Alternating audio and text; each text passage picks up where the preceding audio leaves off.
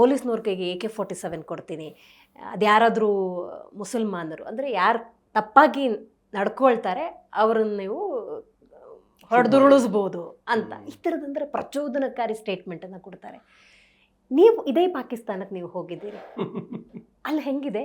Is it safe? ಚೆನ್ನಾಗಿದೆಯಾ? ನಾನು ನೋಡಿದ ಪಾಕಿಸ್ತಾನ ಚೆನ್ನಾಗಿತ್ತು. ನಾನು ನೋಡಿದ್ರು ಪಾಕಿಸ್ತಾನ ತುಂಬಾ ಇದೆ. ಪಾಕಿಸ್ತಾನ ತುಂಬಾ ದೊಡ್ಡ ದೇಶ, ಮತ್ತೆ ತುಂಬಾ ಜನಸಂಖ್ಯೆ ಕೂಡ ಹೆಚ್ಚಾಗಿರುವಂತಹ ದೇಶ. ನಾನು ಹೋಗಿದ್ದು ಅಮೃತ್ಸರದ ಮೂಲಕ. ಫಸ್ಟ್ ಕಾಶ್ಮೀರ್ ನೋಡಿದೆ. ಈಗ ಕಾಶ್ಮೀರ್ನ ಅರ್ಥ ಮಾಡ್ಕೊಳ್ದೆ ಪಾಕಿಸ್ತಾನ್ಗೆ ಹೋಗ್ಬಾರ್ದು ಅಂತ ಡಿಸೈಡ್ ಮಾಡಿದೆ. ಬಟ್ ಪಾಕಿಸ್ತಾನಕ್ಕೆ ಹೋಗ್ತೀನಾ ಇಲ್ವಾ ಅನ್ನೋದು ಡೌಟ್ ಇತ್ತು, ವೀಸಾ ಅಪ್ರೂವ್ ಆಗತ್ತಾ ಇಲ್ವಾ ಅಂತ. ನಾವು ಹೋಗಿದ್ದು ಒಂದು ಧಾರ್ಮಿಕ ಟೂರ್ಗೆ. ನಾನು ಪ್ರಾಬಬ್ಲಿ ಇಡೀ ಭಾರತ ದೇಶದಲ್ಲಿ ಮೊಟ್ಟ ಮೊದಲ ಯೂಟ್ಯೂಬರು ಅಥವಾ ಕಾಂಟೆಂಟ್ ಕ್ರಿಯೇಟರ್ ಪಾಕಿಸ್ತಾನಕ್ಕೆ ಹೋಗಿ ಶಿವರಾತ್ರಿಯ ದಿವಸ ಶಿವಲಿಂಗ ಪೂಜೆ ಮಾಡಿ ಬಂದಿದ್ದು ಕಟಾಸ್ ರಾಜಲ್ಲಿ. ಸೂಪರ್.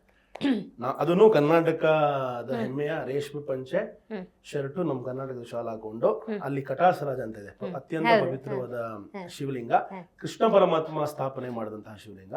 ಅಲ್ಲಿ ಹೋಗಿ ಪೂಜೆ ಮಾಡಿದ್ದು ಬಹಳ ಒಂದು ಧನ್ಯತೆಯನ್ನು ತಂದುಕೊಟ್ಟಂತಹ ಕ್ಷಣ. ಅದು ಬಿಟ್ಟು ನಾನು ಲಾಹೋರ್ನ ನೋಡಿದೆ, ರಾವಲ್ಪಿಂಡಿ ಮತ್ತೆ ಇಸ್ಲಾಮಾಬಾದ್ ಪಾಕಿಸ್ತಾನದ ರಾಜಧಾನಿ, ಎಲ್ಲ ಕಡೆ ಹೋದೆ. ನಾವು ಉಳಿದಿದ್ದ ಕಡೆ ಎಲ್ಲ ಫೆಸಿಲಿಟೀಸ್ ಎಲ್ಲ ನಮಗೆ ಕರೆಕ್ಟಾಗಿ ಕೊಟ್ಟಿದ್ವಿ. ಯಾಕಂದ್ರೆ ಟೂರಿಸ್ಟ್ ಬಂದಿದ್ವಿ, ನಾವು ಅದಕ್ಕೆ ಹಣವನ್ನ ಪಾವತಿ ಮಾಡಿದ್ವಿ. ಅಂದ್ರೆ ನಮ್ದು ಧಾರ್ಮಿಕ ಪ್ರವಾಸ ಆಗಿರೋದ್ರಿಂದ ಎಲ್ಲಾನು ಕರೆಕ್ಟಾಗಿ ಸೆಟ್ ಆಗಿತ್ತು, ಐಟನರಿ ಆಗಿತ್ತು. ನಾವು ಹೆಂಗಂದ್ರೆ ಸೆಕ್ಯೂರಿಟಿಲಿ ಹೋಗ್ಬೇಕು, ಸೆಕ್ಯೂರಿಟಿಲಿ ಬರಬೇಕು ಅನ್ನೋ ಥರ ಇತ್ತು. ಎಲ್ಲಿ ಬೇಕೋ ಅಲ್ಲಿ ಹೋಗಕ್ಕೆ ಆಗ್ತಾ ಇರಲಿಲ್ಲ. ಬಟ್ ನಾನು ನೋಡುವಂತಹ ಪಾಕಿಸ್ತಾನದಲ್ಲಿ ಸರ್ವೇ ಸಾಮಾನ್ಯ ಮನುಷ್ಯ ಇಲ್ಲೇನು ಹೋರಾಟ ಮಾಡ್ತಿದ್ದಾರೆ, ಅಲ್ಲೂ ಕೂಡ ಅದೇ ಹೋರಾಟ ಮಾಡ್ತಾರೆ.